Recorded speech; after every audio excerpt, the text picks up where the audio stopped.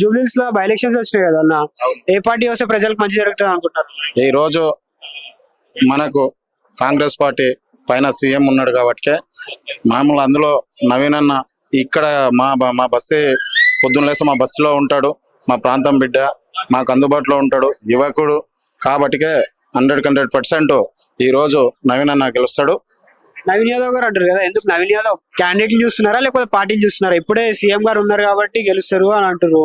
So పార్టీని చూసి అంటున్నారా క్యాండిడేట్ చూసి? అంటే ఒక విషయం ఏంటంటే పేద ప్రజలకు పార్టీ మామూలు ఇంతకుముందు పార్టీ లేకున్నా కానీ పేద ప్రజలను చదివిస్తూ పేదోళ్ళు పోయి ఓ పెళ్లి చేసుకున్నా ఏది చేసుకున్నా ఇంటికి పోయినామంటే ఆర్థిక అరే మా అన్న ఉండని చెప్పి ఎంతో మంది మా ఇంట్లో మేము కూడా పోయిన రోజులు ఉన్నాయి.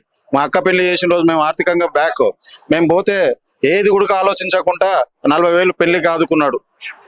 అలాంటి హెల్పింగ్ నేచర్ చాలా మందికి చేసిండు కాబట్టి ఈ రోజు అన్న అత్యంత మెజార్టీ తోటి వస్తాడు. ఏదో ఈ రోజు బీఆర్ఎస్ గాని బీజేపీలు గాని మాయమాటలు ఎన్నో చెప్తారు మాకు చెప్తారు కానీ ఎవరి మాట మేము వినము. ఎవరి మాట ఎందుకు చెప్తారు అంటే వాళ్ళ అవసరానికో లేకపోతే వాళ్ళు ఈ రోజు నాకు ఒకటి అర్థమైతలేదు.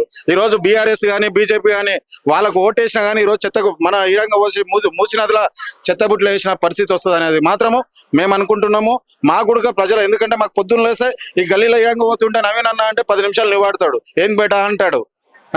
ఇంతవరకు గెలిచిన 3 సార్లు అవకాశం ఇచ్చినాము. ఇక్కడ ఉన్న ఎమ్మెల్యేలకు ఏ రోజు కూడా మమ్మల్ని కలిసింది లేదు, మాతో మాట్లాడింది లేదు, మా దగ్గరికి వచ్చింది లేదు. మేము పోయినా కానీ గేట్ ముందర నిలబడతారు, చల్లరా అంటారు. అలాంటి పరిస్థితి ఉంది. అన్న పేదలకు అందుబాటులో ఉంటాడు, పేదలకు ఎంతో దగ్గరలో ఉంటాడు కాబట్టి మన అన్నను గెలిపించుకోవాలని, నవీన్ అన్న గెలిపించుకోవాలని.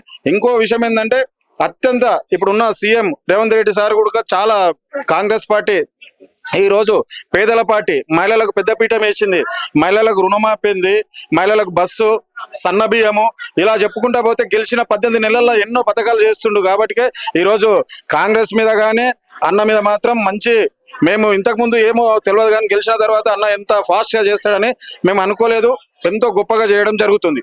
ఇంకొకటి అన్న, కాంగ్రెస్ పార్టీ ఏదైతే ఉందో అది రౌడీ షీటర్ కి టికెట్ ఇచ్చింది అంటున్నారు చాలా మంది, దాని గురించి ఏమంటారు? ఇంకొక విషయం ఏంటంటే గత 14 ఎవరైతే ఉన్నారో అన్న సిరిసిల్ల అన్నను ఎమ్మడి పెట్టుకొని తిరిగినప్పుడు ఆయనకు తెలియదా? కేసీఆర్ కు మామూలు ఎమ్మడి పెట్టుకొని తిరిగినప్పుడు ఆ రోజు తెలియదా?